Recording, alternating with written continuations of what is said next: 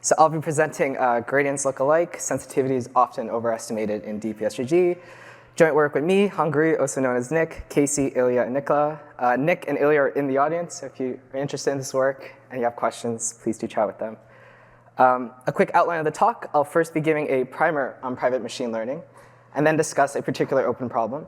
Then the second part will be about addressing this open problem with a new data-dependent analysis of DP-SGD, also the first of its kind. So a quick primer on privacy. So for those less familiar with private machine learning, the kind of main adversary we have in mind is one that takes a model and knows the training algorithm we use to obtain this model, and is able to predict which data points were or were not in the potentially private data set. What's known is that by preventing this adversary in generality, we also prevent a larger class of privacy attacks. So really the main question in private machine learning is how do we protect against this adversary? And I mean, this is the differentially private session, so perhaps this is already known, but the de facto approach in the literature is differential privacy. And in particular, we'll work with Renyi differential privacy, which asks for all adjacent training data sets, so data sets differing on one point, that the Renyi divergence between the models coming from training on one of these data sets to the models coming from training on the other data set is small in this divergence. So these distributions are indistinguishable. For those less familiar with Renyi divergence, it's asking that the ratio of the density functions is close to 1 in expectation. But the important thing is by having a guarantee like this, it's known that we prevent the success rate of the previously mentioned adversary for any data point that could be in our data set. So it gives a very strong data independent bound. And so the real question is how do we obtain differential privacy? And the de facto learning approach in much of machine learning is SGD, which given a data set and a loss function, samples a mini batch, and then computes the gradients for individual data points, and then updates the model accordingly. To make this differentially private, what we can do is clip the individual gradients, so no individual data point can have too much impact, and then add noise to introduce ambiguity in which data points were or were not in the data set. And a lot of work has gone into improving the analysis of DP-SGD, but it's known that the current analysis is tight. And the key insight is that DP-SGD gives guarantees regardless of what model architecture is being optimized with it. So there's, in fact, a particular model architecture such that privacy attacks against particular data points succeed as much as they're allowed to. So it's tight in that case. But this is somewhat contrived, and actually for most models we do train, and data sets we actually work with, the success rate of all our privacy attacks tend to fall far short of what DP allows. So it seems that it's actually quite hard to leak privacy for many data points. And a lot of work has gone into trying to explain why this is the case. And one common approach is finding specific privacy attacks and showing that they will succeed less than what DP allows. But towards understanding why all our privacy attacks seem to fail for some data points, some past work has looked into DP-like guarantees, so DP guarantees that are specific to a data point. And while this work gives a lot of intuition, it required additional assumptions on how we train models, which don't hold in practice. So it's still very much an open question on why privacy attacks seem to fail for many data points. One approach that would address this is a per-instance DP analysis of DP-SGD. That is to show for many specific pairs of adjacent data sets, again, data sets differing at one point, that the Renyi divergence between the models coming from training on these data sets is much smaller than the worst case. What this means in particular is that for the particular data point that is different, membership inference attacks trying to infer whether that data point was in the data set would succeed far less than the data independent bound. So this data point is a lot harder than the worst case. Actually, such an analysis has implications beyond just privacy. So memorization is the phenomena where if you remove a data point from a data set, its performance gets a lot worse. This gives a natural privacy attack, where you just check the performance to know if that data point's in the data set. So by contradiction, if that data point had a good per instance DP guarantee, it can't be memorized, because it can't have that privacy attack. So per instance DP implies no memorization. Similarly, unlearning asks us to obtain a model similar to what we would get if we didn't train with that data point. But again, if that data point has good per instance DP guarantees, the models we get when training with or without the data point are similar. The data point is already unlearned. So OK, what we'll do is give the first per instance DP analysis of DP-SGD. And to do this, we'll keep iteratively asking or answering, how does a data set give more privacy to a particular data point? And to do this, we revisit the analysis of DP-SGD, which follows 2 steps. The first step is bounding the per step divergence, privacy leakage at each step of DP-SGD. And the second step is bounding the overall composition of these divergences, the overall leakage. So what we can do is, for each of these parts, ask, how does a data set make a point more private? And so at the per step level, the classical analysis treats the sensitivity to every data point the same. It notes that we're clipping all the gradients by the same value and uses this fixed value for every data point. So the privacy seems constant. But what this kind of misses is what happens if many other data points in the data set give a similar update. So even if we remove this data point, the distribution of updates hasn't changed. Hence, the distribution of models hasn't changed. And so there's no privacy leakage. So what we show is that we can derive a per step analysis of DP-SGD that uses the distribution of updates. And this is done by introducing a new quantity we call sensitivity distributions.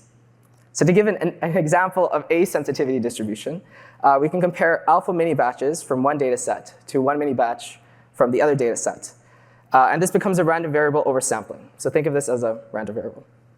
And what we do is compare the difference in magnitudes of the updates to the magnitude of the difference. So really a quadratic term. And the thing to note is that if the updates from both of these data sets were the same all the time, this would actually be 0.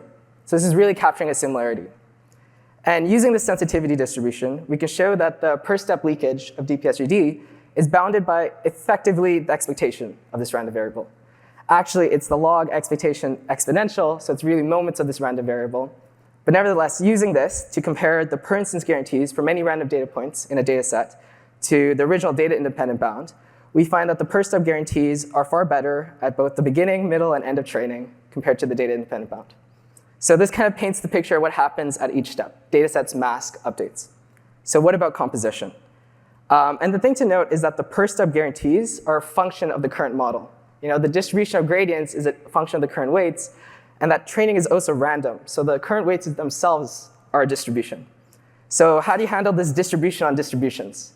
And the classical analysis kind of throws away one of these distributions. It just considers the worst case model at each step, and then just sums those per step guarantees to get an overall bound. But what this kind of throws away is what happens if most of the models we actually get during training have far better guarantees than the worst case. Then the worst case shouldn't matter, because it doesn't happen that often, and we should really have a composition theorem with expected guarantees. And so we show we can do this. And just to kind of drive home intuitively what's going on, the worst case bounded every training run by the same training run, which is one that maximally diverges at each step. So it kind of diverges by the diameter of these balls, the clipping norm. But what actually usually happens in training is you diverge by something quite a bit smaller than the clipping norm. And over a long period of time, this gives a big gap to the worst case. So what we show is you can bound the divergence after n steps of DP-SGD by effectively the sum of the expected per step guarantees. But again, we have this log expectation exponential. So it's the moments of these per step guarantees.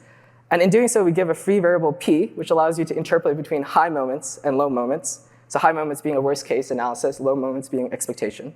And in doing this, we also weigh initial steps higher. So it captures the intuition that divergences at the beginning have more impact over the whole training run. But now using our new per step analysis with our new composition theorem, we compare the per instance guarantees for many random data points to the original data independent bound. And on the left here, we plot the rate of accumulation of these per instance guarantees to the data independent bound on average for 500 random data points. And what we find is the rate of accumulation is far smaller than the data independent bound. And towards the end, on average, is roughly less than half the original guarantee. But the picture gets a lot starker when you look at just the best 10th percentile. So these are the 10th percentage of points with the best privacy. And what we find is that the rate of accumulation now is magnitudes better than the data independent bound. And this is shown with the log scale.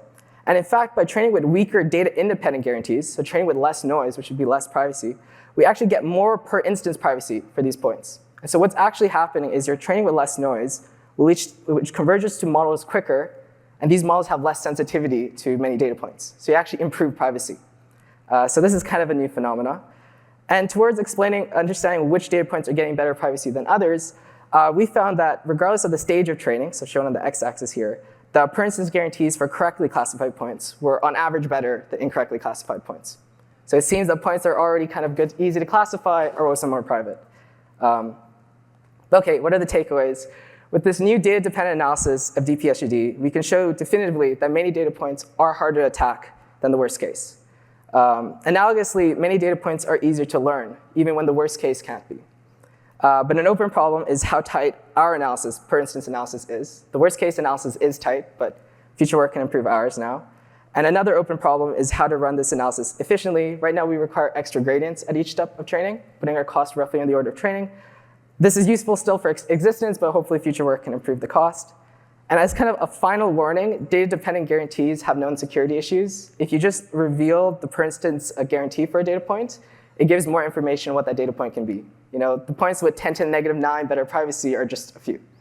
But as kind of explained with the motivation, per instance DP is useful for many things in trustworthy ML, and we hope future work expands the scope of these use cases. So thank you. You can contact me or Nick if you have questions, and here are the QR codes for the paper and code. Yeah.